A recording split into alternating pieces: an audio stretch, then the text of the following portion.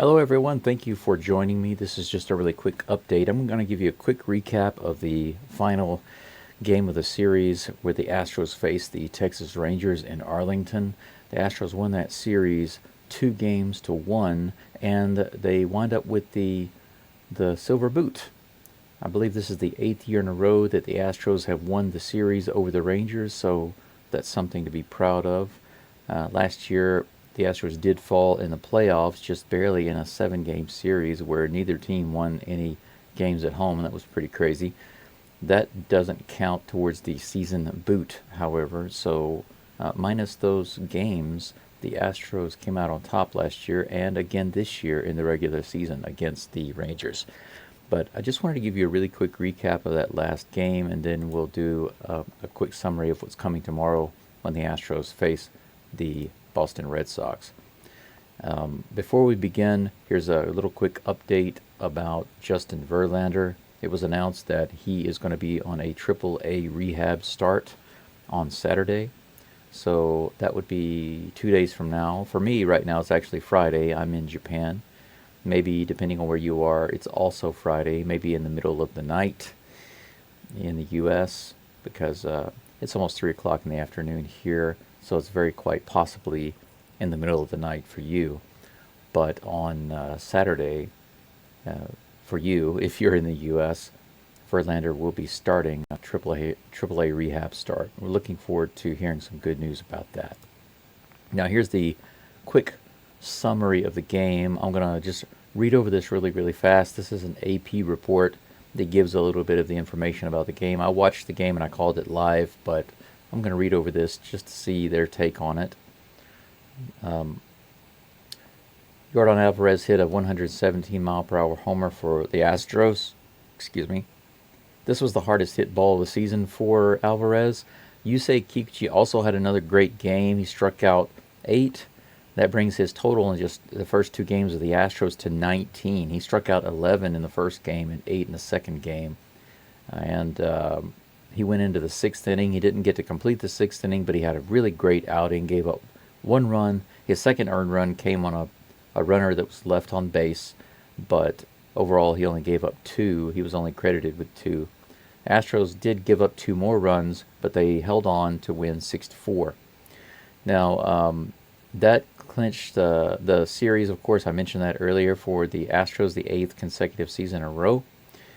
And the first 12 meetings, they split completely, and this last game was the tiebreaker, and the Astros managed to pull it out. Let's see, let's skip down past all of that. Victor Caratini went deep for a home run, had a really nice home run. Should have seen the reaction. If you can watch that highlight, I highly recommend it. He looks so relieved to hit that home run. And Jeremy Pena, Mauricio Dubon, Jose Altuve, and Alex Bregman each drove in 1 run apiece, and that started a day-and-a-half game. Basically, a half game behind Seattle in the division, with Texas 5 back. And by the way, I'll try to show you right quick where the Astros stand in the division. I'm going to click on the standings and open up another window because I haven't looked, but I believe the Astros are slightly ahead. Yes, they are.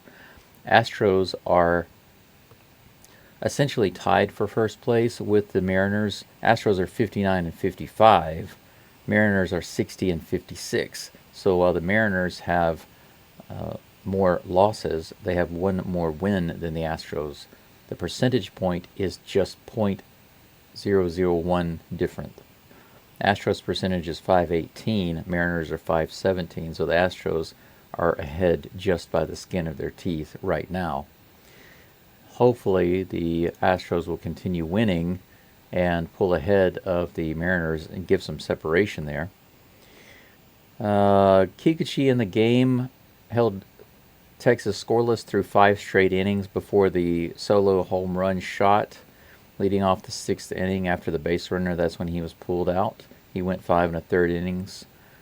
And that was the day after Framber Valdez lost a no-hitter on the very last batter of the game. He had 1 out to get. Actually, it was down to 1 strike, and he walked the batter. And that brought up Corey Seager, who hit the 2-run homer and put the Rangers on the board, ending Framber Valdez's no-hitter at the same time. Astros went on to win that game anyway, 4-2, but it was tight. Josh Hader put a man on base, and then the next guy hit a deep ball out to right field, right on the warning track. So it was a really close, scary game there. It would have been terrible for Fromber to lose that just in the last couple at bats. This is the first start after Kikuchi's franchise tying record of 8 consecutive strikeouts in the last game. And his previous victory before that was all the way back in June 11th. It's been almost 2 months with the Blue Jays, but with the Astros, he's 2-0. And Kikuchi was interpreted as saying he feels like he's been settling in and getting used to his surroundings, but getting those 2 wins eases his pressure. Josh Hader, pitching on a 3rd consecutive day for the first time this season, struck out Seager to start a perfect 9th for his 24th consecutive save, tying Brad Lidge's single-season franchise record from 2005. He did a much better job at that time than he did in the other game. He scared the mess out of me in that other game. Alvarez solo shot for his 22nd homer and his second in 2 games. It was a low liner at 450 feet right into the Texas bullpen in deep right center field to give the Astros a 2-0 lead. 2 home runs in 2 games for Jordan, but he had a long cold streak of no home runs. It's finally nice to see him not only hitting the ball out, but he hit his hardest ball of the season so far. That's a good omen of things to come. Alvarez said he didn't really think it was going to be a home run. He said, I was running hard, and then I looked up and the ball was gone. So I was like, wow. That's got to be a good feeling. Pena's fielder's choice scored Bregman in the first inning against Jose Urena, who's 3-7 now. He gave up 2 runs on 6 hits and 3 walks in 4 innings. Texas manager said we move on, and he'll keep saying that, blah, blah, blah. Don't really care too much about that. This is focused on the Astros, so I can skip all the Rangers stuff.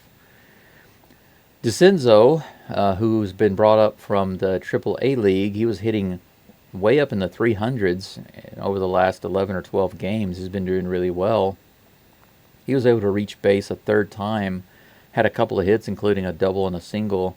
He said yesterday was yesterday, a lot of emotions, pretty overwhelming. Today I felt like a lot more like myself, just playing the game, enjoying it, and having fun with the guys. He had a really good game, had some really hard hits. It was nice to see. Looking forward to, some good outcomes for him and the Astros in the future. We really need some more hitters, especially power hitters. We're really anemic right now, the Astros are, with their, I guess you could say, their deep ball hitting. Okay, real quick, let's look ahead to the game tomorrow. Tomorrow evening, the Astros are going to be starting their three-game series at Fenway Park against the Red Sox. Red Sox are 61-52. Astros at 59-55. Records not too different.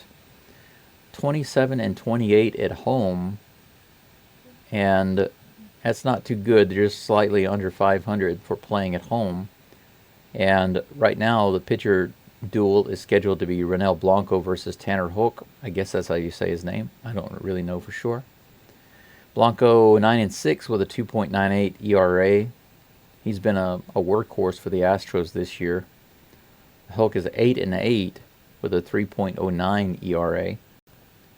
Innings pitched by the two guys is just a difference of 10 innings. Blanco with 124, Houck at 134. Blanco's given up 19 home runs, Houck has given up 8.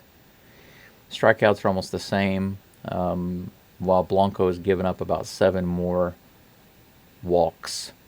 Houck, however, has given up a tremendous amount more hits, which bodes well for the Astros because they're more of a hitter team than they are a home run team. 79 hits given up by Blanco and 118 hits given up by Houck. That's a lot. That's a difference of almost 40. Pretty crazy.